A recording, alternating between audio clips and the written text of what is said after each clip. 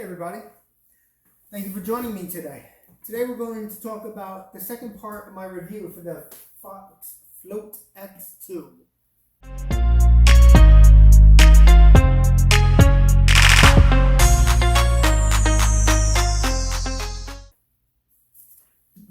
Okay, start off, I run 245 PSI. I do have 3 volume spacers in there. If you need to add or remove any of the volume spacers, it's just a simple little snap ring. You remove the silver snap ring on the back of the shock with a pick, pull the can down, comes off very easily. You're going to clip these around the shock body. You'll see the 3 grooves in there.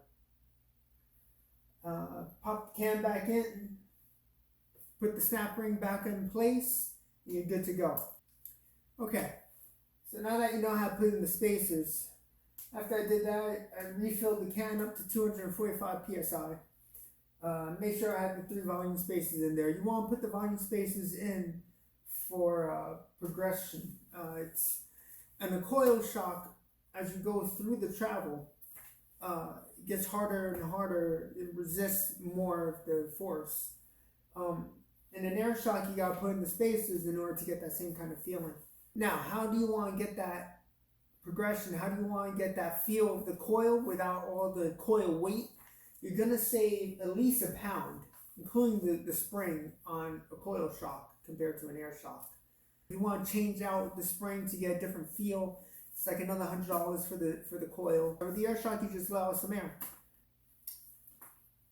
You have 2 controls for the compression. You have high speed and low speed compression here. Blue ring is compression. Low speed is the 3 mil Allen. High speed is the 6 mil Allen. Low speed rebound is the red. Low speed is the 3 mil. And high speed is the red dial on the back.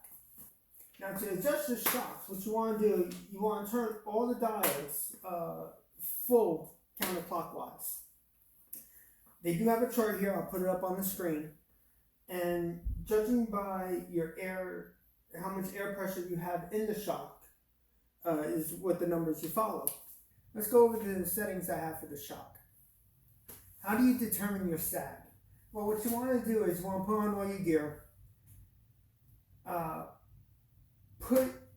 What I do, I will add 50 PSI and circulate the shock about 10 times for every 50 PSI.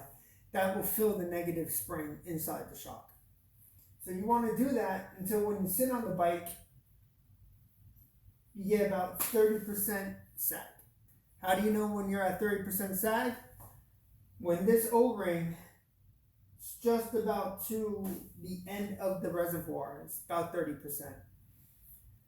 Once you have that, that's how you know what settings to follow with the chart that they provide.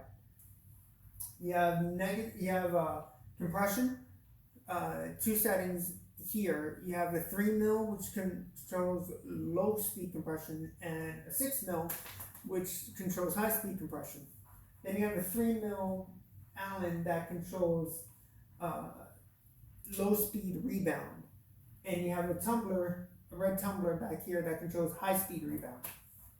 For my low speed rebound settings, low speed compression settings, I'm at 4 clicks out. High speed, I'm at 3 clicks out. For my rebound, I'm at 1 click for my low and 2 clicks for my high speed. Once I got all of that down and figured out exactly how I want the back of the bike to feel, at Creek, the bike came alive. The less weight, it felt more responsive than a coil, which totally blew me away. I would highly recommend getting an air shock. I was kind of skeptical at first. I love coil. I've been true to coil for as long as I can remember. I hope you learned something from this video. Thank you for joining me.